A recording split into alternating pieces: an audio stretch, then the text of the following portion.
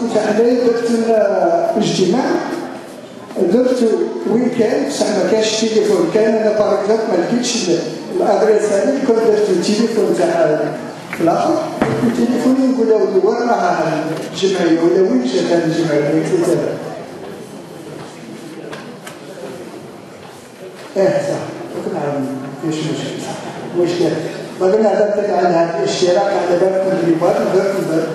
خاصه في الفرصه الناس بزاف ما تخرج كي تقول له انت 15 اورو مناقش كما يقولوا الالمانيين يقول من المستحيل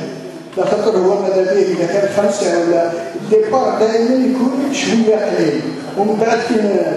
توسع تبارك الله ويكون عندنا امكانيات الناس تكون تخدم ولا نديروها كلا توانتج الحكومه توانتج كما راكم تقولوا انت قدر لك صح الاغلبيه تاع المساكين راهم ما عندهمش فاء باش يجيو هنا شتوتكارت هضرت مع شحال من واحد قال لي ما عنديش الامكانيه لا غالب قال لي والله ما نسعى فرنك باش نمشي لشتوتكارت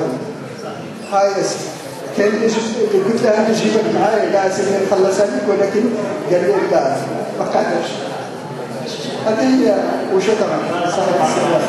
المهم جاوبتي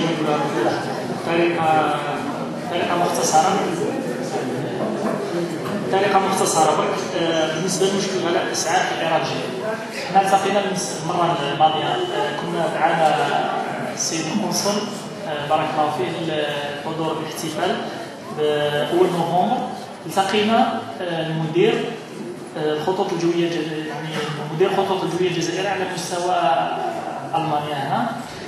وتحدثنا معه في المشاكل. يعني حنا كنا لمينا المشاكل الجزائريه تحدثنا باسمكم شويه. واش قال لنا مسؤول الخطوط الجويه الجزائريه؟ هو قال لنا كي تستلم مثلا كاين انباءات قال مثلا هنا في باطن فيتنبرغ نعطيك مثال قال لنا نحبوا نحلوا خط جوي من شتوتغارت حتى الجزائر ولا قسنطينه المهم على حساب كيما نقولوا هذا عدد المسافرين. قال لنا نحل لكم الخط.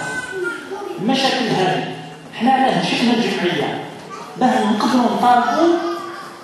كما يقولوا هذه الحلول تاع المشاكل تاعنا هذه. عندك حق غلاء الاسعار هذا الناس كانت تعاني منه وعلى هذيك حنا من خلال الجمعيه هذه ان شاء الله نحاولوا اننا كما يقولوها يكون عندنا صوت